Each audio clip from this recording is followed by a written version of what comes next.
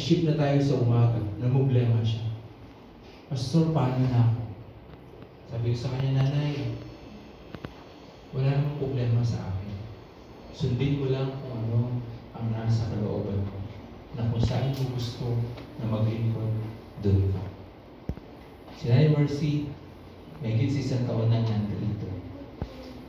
At ang maganda rito, 300 years na siya na nandito sa mundo ito. Amen.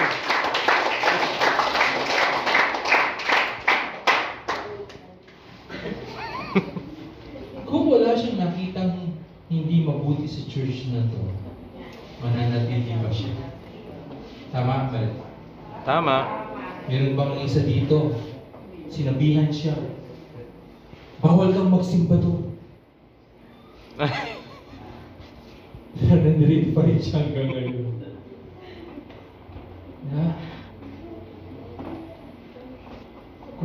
Kung ang church na ito ay hindi nakakatulong, lahat tayo palagay ko titigil na dito. Sabi ko nga, lahat naman tayo may kanya-kanyang dinadala.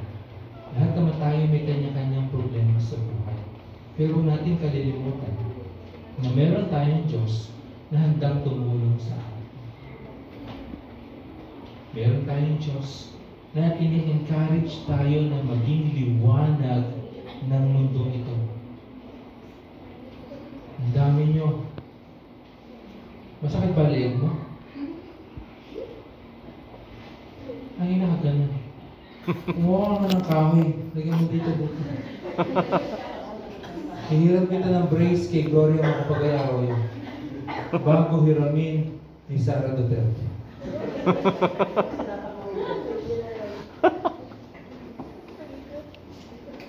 Naintindihan niyo ako, mga kapatid?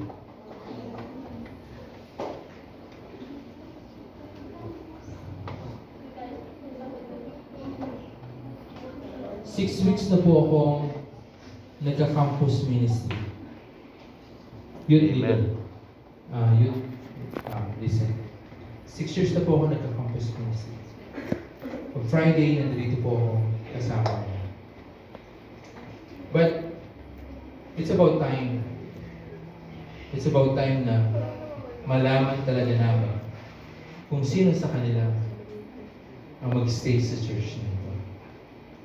That is why we are moving on.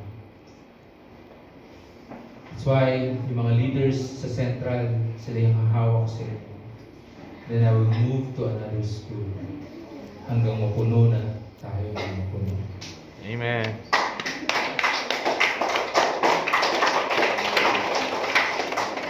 Yun kasi yung tawag ng Diyos sa atin. Yung ilaw na meron tayo, hindi yan basta mananatili lang sa isang lugar. Hindi yan basta pwede lang na kung saan ka nandoon ka na lang. Maraming mga school dito sa Bulacan na nangangailangan din ng Diyos sa buhay nila. At masaya ako na puno ang mga silya na ito ng mga kabataan mula dun sa gawain ng campus. What if Central to, DTMI to, Meneses to, at kung ano-ano bang eskwelahan, Taligtad High School. What if mapuno tayo ng mga kabataan? Pag napuno ng kabataan dito at nakuha at nalaman nila yung purpose ng Diyos sa buhay nila, tignan mo kung paano babaguhin ng mga kabataang ito ang Bulacan-Bulacan. Na kahit na alukin pa sila, no? Na bumoto sa isang mayor at bilhin yung boto na hindi nila yon ibebenta.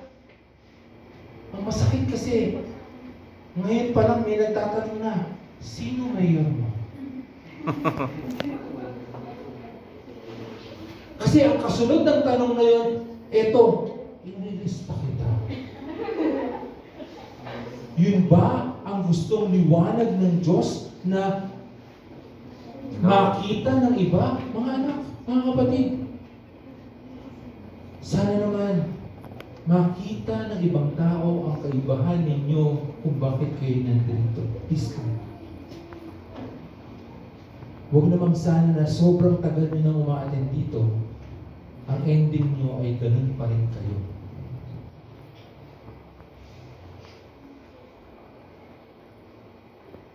Pag may leaders na hindi magiging maayos, ibibigay namin sa iba.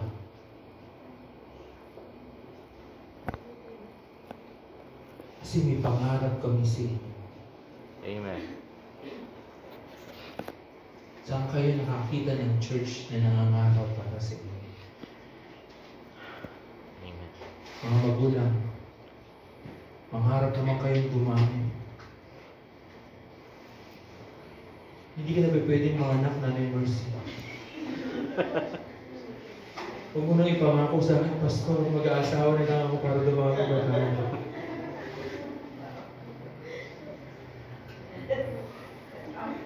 Si Nanay Imelda, Nanay Mimi, dalawa na lang buo na ang Spice Mix. Tell me what you want, what you really want.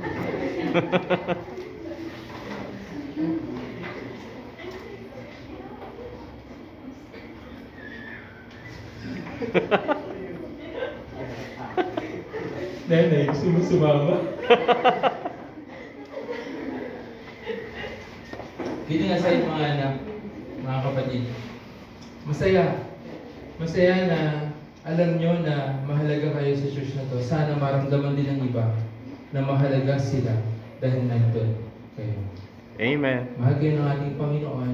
Huwag nyo hayaan na yung liwanag na meron kayo, na natutunan nyo at natagpuan nyo dito, na itago nyo na lang sa sarili nyo.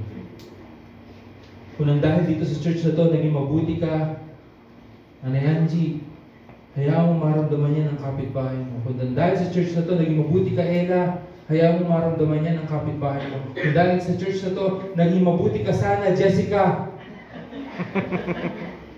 hayaan mo maramdaman niya ng kaklase mo. Kung dahil sa church na to, Rose Ann, mabawasan man lang ng 60% yung kakulitan mo. Hindi, joke lang na. Maramdaman niya.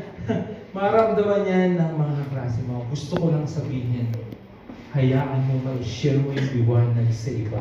Amen. Passion, faith, sky, the 9, the 8, the 7, the 6, the 5, 4, 3, 2, 1. Tell me what you want. Guys, mahal namin kayo. Please, shine for the Lord. Amen.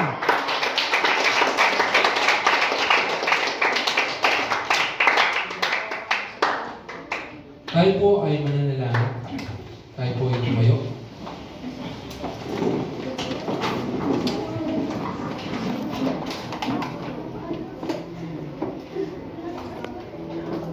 Sa prayer natin, alam ko sa mga kabataan na to, meron sa inyong nagdala kung bakit kayo nandito, tama?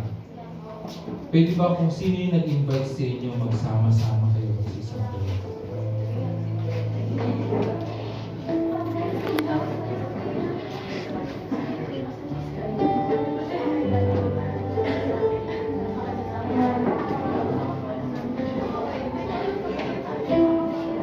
Sige. Lapitan nyo kung sino man yung nag-invite sa inyo o mga kasama nyo ngayon. Sige, bitaw mo muna yun. Dito po. Lapitan nyo kung sino yung nagsama sa inyo.